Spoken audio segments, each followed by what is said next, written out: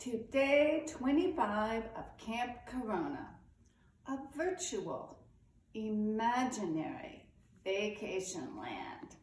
Today, as always, we have 5 activities for you. Now, I'm going to start with showing you how to dye eggs with a natural dye. This is something I've been experimenting with this morning.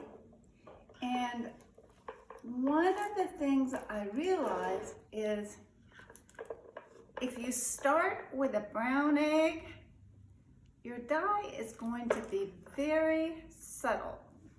Should I bring these closer to you? So I made 2 kinds of dye this morning. One using onion skins, so I peeled off of an onion, all these yellow kinds of skins, and that made an egg that looked like this. And I put some oil on it to make it shiny and beautiful. The other egg, I used some turmeric, and with the onion skins and with the turmeric, you put the material in boiling water. I cooked the onion skins for about 15 minutes before I dropped the egg in for about half an hour. The turmeric I put in boiling water. This is a spice, and you can see this is a slightly different color. It's a little bit orangey. It's really kind of beautiful. So these are very subtle differences. I don't even know if our camera is good enough to show you how the colors are similar but different in each of these eggs. You can make natural dye out of many things in your refrigerator. One time I made some dye out of avocado skins and pits, and that was a kind of pinkish brownish color. You could use purple cabbage. You could use a lot of things to dye eggs. Once again, I want to tell you to write 5 things in your journal that you did or didn't do or wanted to do. I would talk about last night, just when I was going to sleep, about 11 o'clock, the tornado sirens came on, and there was a lot of wind and a lot of rain for about half an hour. It was pretty exciting. And then this morning, when I got up, I found out that more than 60,000 houses lost their power in the storm. I didn't lose my power, and I went to bed just fine, but it was kind of exciting. Number 3, I was thinking that one thing that might be fun for you to do is make your own comic strip, starring yourself as the person in the comic strip.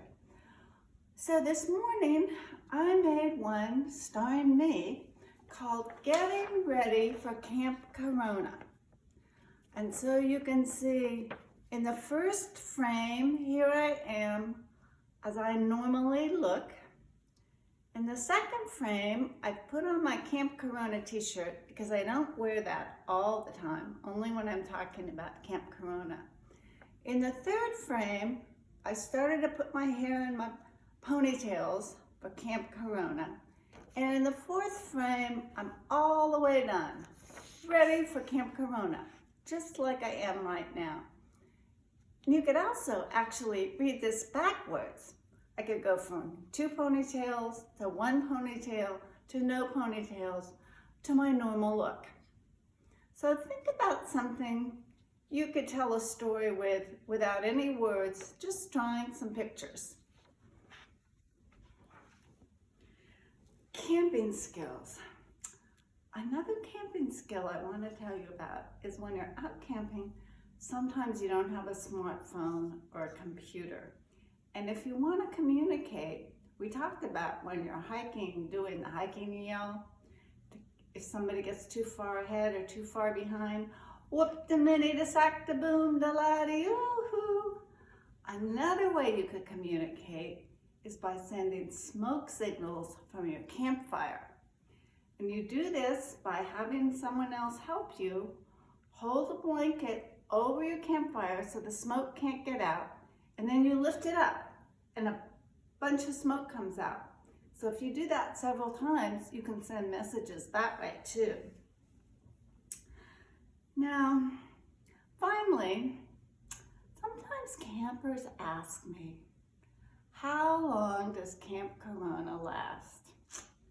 And I don't know, but I'll tell you, when Camper John was a very young camper, he went to camp every summer for 2 months.